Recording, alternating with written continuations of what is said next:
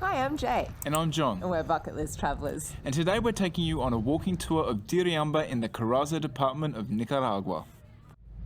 We're starting our Diriamba walking tour in front of a La Colonia supermarket. This is one of 3 different supermarket chains in Nicaragua. It's probably the more expensive one. It is very popular with expats, and you do get a lot of imported goods, which is very popular. There are a couple of supermarket chains in Nicaragua, so La Colonia being one of them. There's also MaxiPali and Pali. There's also La Union. Yeah, so we're on the Pan American Highway now, and this is actually the longest motorable road in the world. Yeah, so this goes all the way from the top of Canada all the way down to the bottom of Argentina. So it's pretty cool that it passes through Diriamba too. Yeah, and so it does take a break in the road between Panama and Colombia, and this is called the Darien Gap.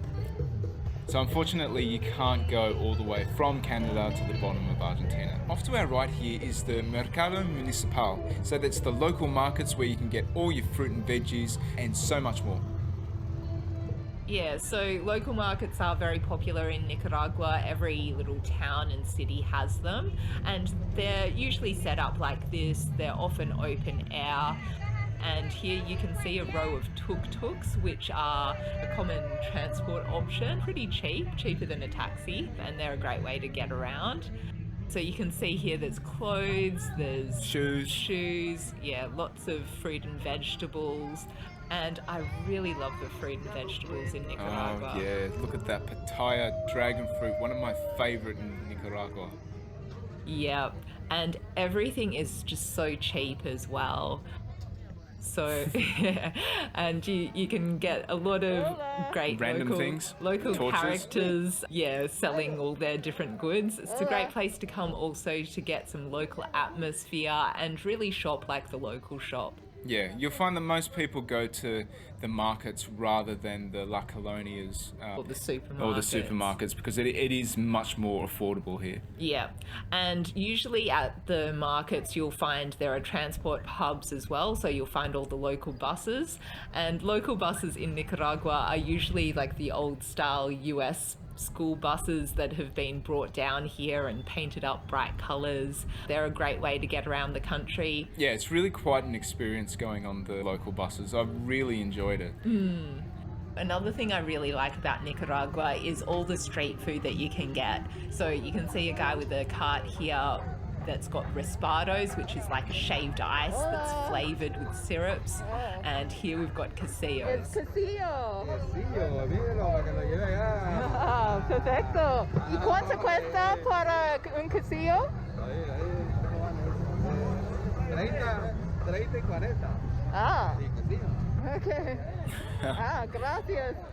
The name on the shirt that the guy is referring to is Cacique Diriangén. Yeah, so he's a very famous historical figure from this area.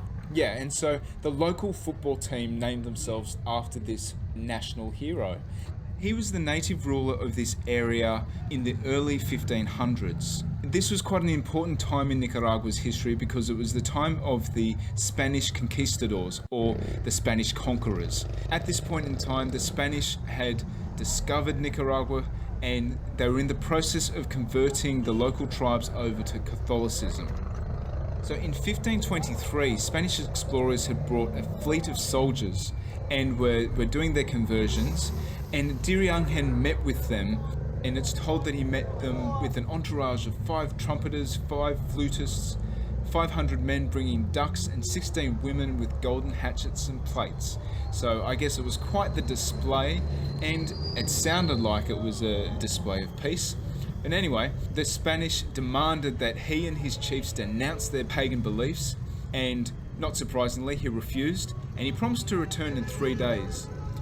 And in 3 days he did return, this time with 4,000 soldiers, and was able to force the Spanish troops to flee south. Now unfortunately his victory was short-lived, and the Spanish subsequently regrouped and decimated his army.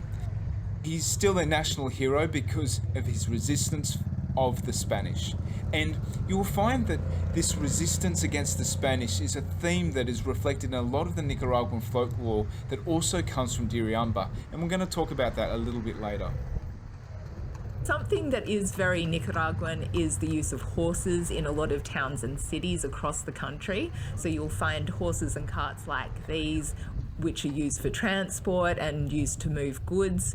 And the horse culture in the country is very, very strong. It's celebrated through a lot of festivals throughout the country. They're known as Hipica festivals, and they're really something to see. Yeah, the Hipica festivals are a real spectacle. So the horses and the riders are all dressed up for the occasion. You even see horses doing some dancing in some cases as well. And it's just a big festival, a big party. It's really cool, and it really is an experience. So we put together a video about our experience of the Hipica in Granada when we were there. Yeah, so check that out. We'll put a link in the video description. So we're coming up to one of the big landmarks of Diriamba, and that's the clock tower. So the clock tower was built in 1935, and it really is like a focal point for people in the city. And it's built in the Art Deco style. Now, it's important to know your major landmarks in various towns and cities in Nicaragua because they're used as reference points for addresses, because there are no street numbers in Nicaragua. So what's really interesting about that is that sometimes the directions that you're given are in reference to landmarks that are no longer there, but they're still used as the reference point. So you might have something like it go right at the old tree, but the old tree might have died already. You've just got to navigate the system as best you can, but it's very different to what we're used to. So let's focus on this street art for a moment. So these two figures that you see on either side of Diriamba represent something that's really important to Diriamba and also Nicaragua, and that's called El Güegüense. Yeah, so this is a satirical play, and it is one of the most important plays to Nicaragua. It's actually UNESCO Heritage listed, and it's listed as a masterpiece of the oral and intangible heritage of humanity. So it's pretty important. It's been internationally recognized as such. The play emerged in Diriamba in the 1600s, and it was originally in the native tongue, Nahuatl.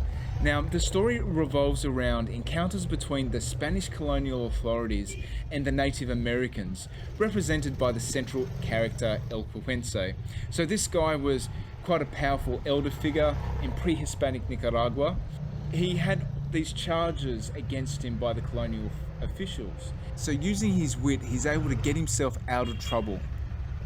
He achieves this by convincing the colonial authorities into setting up a marriage between his son and the governor's daughter, which allows him to evade paying taxes to the Spanish crown. So many Nicaraguans view him as a symbol of indigenous resistance, survival and ingenuity, just like the real Nicaraguan hero, Diriangén. So in the El Güegüense play, there's usually 8 main characters, and they're supported by dancers. There's also music, which comes in the form of violins, guitars, and drums, and there's very vibrant costumes. So they're usually wooden masks and hats and other bits of clothing, and the different characters are differentiated by their masks. And one mask in particular that you will see everywhere in Nicaragua is that of El Macho Raton. So El Macho Raton is just synonymous with El Güegüense. So this play is a very important part of Nicaraguan folklore, and you can see it during the Diriamba patron saint festivities, which are in January each year. There's a huge festival called Tope de los Santos, which is the Parade of the Saints. This is a really vibrant festival where the patron saints of 3 nearby cities, so Diriamba, San Marcos and Hinatepi, they come into the streets and the statues of the 3 saints meet, and there's dances and parades and music and food. It's a really vibrant celebration. So there are actually 3 Tope de los Santos, so one for each of those cities, and we were lucky enough to visit the Hinatepi Tope de los Santos, so that's in July every year. So we created a video to mark the occasion, so if you're interested in that, make sure you check it out. Diriamba's patron saint is Saint Sebastian, and he's got a really interesting story too. So as legend has it, there was a Spanish ship that was making its way to Peru when a storm hit, and to avoid sinking, it threw some of its cargo overboard, and some of that cargo ended up making its way onto a beach near Hinatepi. Now, it was found by fishermen, and they opened the boxes and found 2 statues. So one was of the image of San Sebastian, and it had the name Hinatepi inscribed on it. The other was of San Santiago, and it had the name Diriamba inscribed on it. The fishermen put the statues on the back of an ox cart and transported them to the cities as per the labels.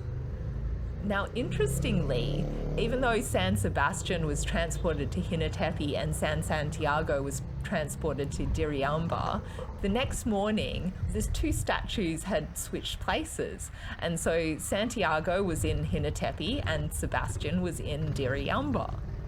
They transported the statues back to where they thought they belonged, but the next day it happened again.